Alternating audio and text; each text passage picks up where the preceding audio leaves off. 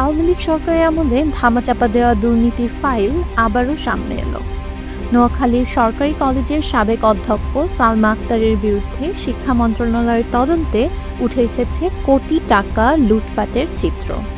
মাত্র ৩১ মাসে আত্মসাৎ করা হয়েছে ৫ কোটি টাকার বেশি।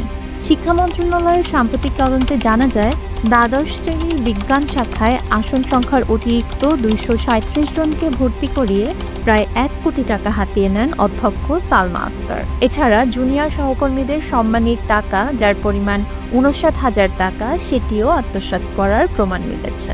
তদন্ত প্রতিবেদনে উল্লেখ করা হয়েছে, সালমা আক্তারের বিরুদ্ধে অন্তত ২৫টি অভিযোগ পূর্বেই শিক্ষা মন্ত্রণালয় ও মাধ্যমিক ও উচ্চশিক্ষা অধিদপ্তরে দাখিল হয়েছিল।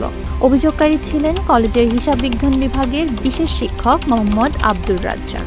সে অনুযায়ী ২০২৩ সালের ৩রা জানুয়ারি তৎকালীন শিক্ষা সচিব তদন্তের নির্দেশও দেন। তবে অধিদপ্তরের পরিচালক অধ্যাপক শাহেদুল কবির চৌধুরী সেই তদন্ত আটকে দেন। অভিযোগ রয়েছে, দুর্নীতি দমন কমিশন বা দুদক অভিযোগের ফাইল পেলেও রাজনৈতিক প্রভাবের কারণে তা ধামাচাপা দিয়ে রাখা হয়। বিশেষ করে আওয়ামী লীগের সাধারণ সম্পাদক ওবায়দুল কাদেরের নাম উঠে এসেছে এই অভিযোগ চাপা দেওয়ার পেছনে। রাজনৈতিক পরিবর্তনের পর সচিবের পূর্বের নির্দেশ অনুযায়ী নতুন মহাপরিচালক আবার তদন্ত শুরু করেন। এরপরই সালমা আক্তারের দুর্নীতির পূর্ণাঙ্গ চিত্র প্রকাশ্যে আসে। বর্তমানে তিনি অবসরোত্তর ছুটিতে আছেন।